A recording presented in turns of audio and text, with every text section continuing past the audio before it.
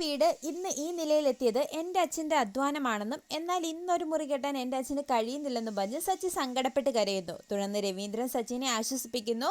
ശേഷം ചന്ദ്രമതി സച്ചിനെ കുറ്റപ്പെടുത്തുമ്പോൾ സച്ചി ചന്ദ്രമതിക്ക് കണക്കിന് കൊടുക്കുന്നു. ശേഷം എൻ്റെ അച്ഛൻ ഈ ഗതി വരാൻ കാരണം നീയാണെന്ന് പറഞ്ഞ് സച്ചി സുധിയോട് ദേഷ്യപ്പെടുകയും നിങ്ങളെ ഒന്നും പുറത്താക്കി ഈ വീട് സ്വന്തമാക്കാൻ എനിക്ക് ഒരാഗ്രഹവുമില്ലെന്നും ഞാൻ സാർത്ഥനായിരുന്നുവെങ്കിൽ ഞാനും എൻ്റെ രേവതിയും ഒരിക്കലും ടെറസിലും ഹാളിലുമായി കിടക്കില്ലായിരുന്നുവെന്നും പറഞ്ഞ് സച്ചി സങ്കടപ്പെടുന്നു.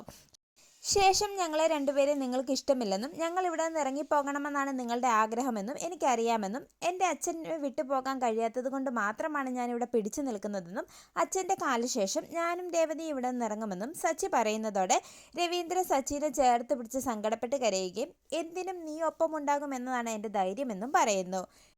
പിന്നീട് സച്ചി പറഞ്ഞതെല്ലാം ഓർത്ത് രവീന്ദ്രൻ സങ്കടപ്പെടുന്ന സമയത്ത് അവിടെ എത്തുന്ന ചന്ദ്രമതി സച്ചി ബോധമില്ലാതെ പറഞ്ഞതെല്ലാം ഓർത്ത് നിങ്ങൾ വിഷമിക്കേണ്ടെന്നും വന്ന് കിടക്കാനും പറയുന്നു. പിന്നീട് അച്ഛൻ്റെ അവസ്ഥയെപ്പറ്റിയും സുധി പറഞ്ഞതിനെപ്പറ്റിയും സച്ചി രേവതിയോട് പറഞ്ഞ് സങ്കടപ്പെടുമ്പോൾ സച്ചിനെ ആശ്വസിപ്പിക്കുന്ന രേവതിയെ കാണിച്ച് എപ്പിസോഡ് അവസാനിക്കുന്നു.